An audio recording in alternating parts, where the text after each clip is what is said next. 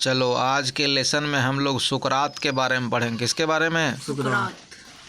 सत्य व मृदु बोलने वाला सभी को अपना बनाने की शक्ति रखता है। जो सच बोलता है और जो मीठा, मृदु मतलब मीठा, मीठा बोलता है वह जो है सभी को अपना बना लेता है।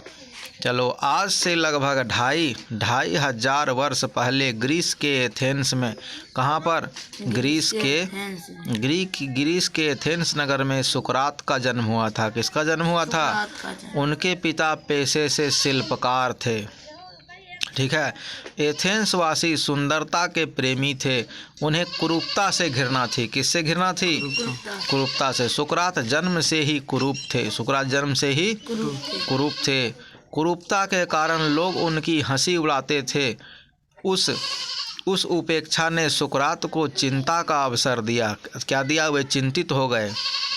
वे बड़े दार्शनिक हो गए। क्या हो गए? दार्शनिक हो गए। सुकरात के पास ना तो कोई बड़ा मकान था और ना ही सुंदर फर्नीचर। कोई बड़ा मकान नहीं था और कोई सुंदर फर्नीचर। उनको धन संपत्ति या अन्य वस्तुएं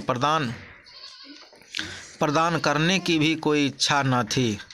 प्राप्त करने की भी कोई इच्छा न थी कि खूब प्राप्त कर लें। उनका खान पान भी बहुत सादा था। कैसा था? सादा। इसीलिए वे कहा करते थे, लोग खाने के लिए जीते हैं किंतु जीने के लिए खाता हूँ। लोग खाने के लिए जीते हैं किंतु मैं जीने के लिए खाता हूँ। मतलब जितना से सिर्फ जी सकूँ बस उतना ही खाता हूँ। सुकरात बड़े सहनशील थे।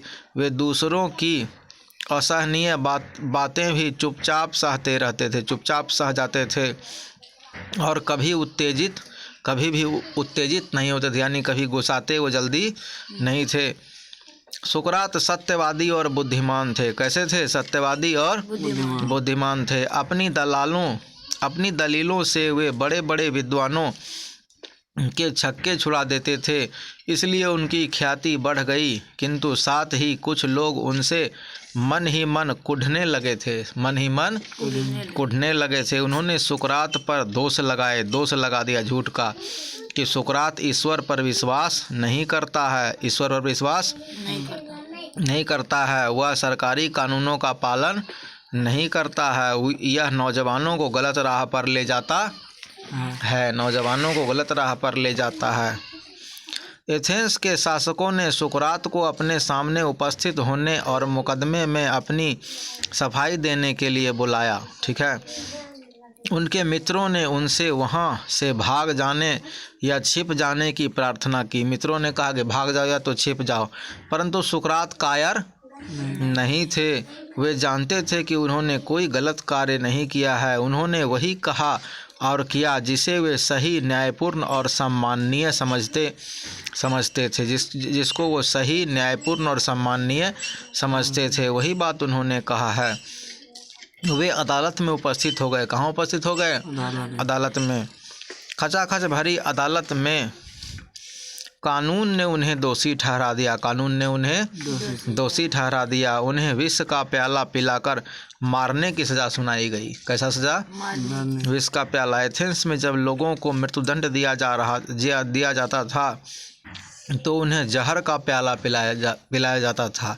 एथेंस में जब भी मृत्युदंड मिलता था तो उन्हें जहर का प्याला पिलाया जाता था। सुकरात ने अपने शिष्यों से कहा, अच्छे व्यक्ति का उसके जीवन में या मृत्यु के बाद कभी बुरा नहीं हो सकता है। या तो जीवन में या तो मृत्यु के बाद भी कभी उसका बुरा नहीं होगा। तुम सब प्रसन्न रहो, मुझे जाना ही होगा। और यह कहते हुए सिपाही आए और उन्हें जेल ले गए। उनकी पत्नी बच्चों को लेकर उनके साथ गई।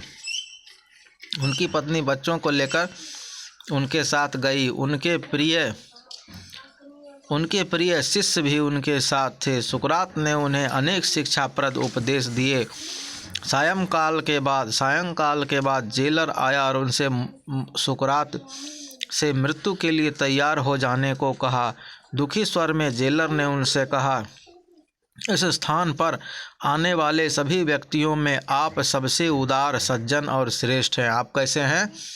सबसे उदार, सज्जन और श्रेष्ठ हैं। आप मुझ पर नाराज नहीं होंगे नहीं होंगे जब मैं आपको जहर पीने के लिए कहूँगा, क्योंकि इसका दोषी मैं नहीं बल्कि अन्य व्यक्ति हूँ, मैं नहीं बल्कि। तो सोचो जेलर जो है उनका इतना सम्मान किया, इतना आदर किया और डरा भी कि जो है इसका कहीं श्राप मुझे लग न जाए। तो जो है उसने कहा कि मुझसे आप नाराज़ नहीं होइए, क्योंकि मेरी कोई गलती तो है नहीं, है ना। हम तो नौकरी करते हैं और उस काम को पूरा करेंगे, ठीक है। दोषी कोई और है। जिस समय सुकरात ने जहर का प्याला होठों से लगाया, उनके शिष्य शिष्कारियाँ भरने लगे। सुकरात निर्भय होकर विष का प्याला पी गए और इस संसार से हमेशा के लिए विदा हो गए। विष का प्याला पी के हमेशा के लिए विदा हो गए। सत्य, सदाचार, निर्भयता और त्याग के कारण उनका नाम अमर हो गया।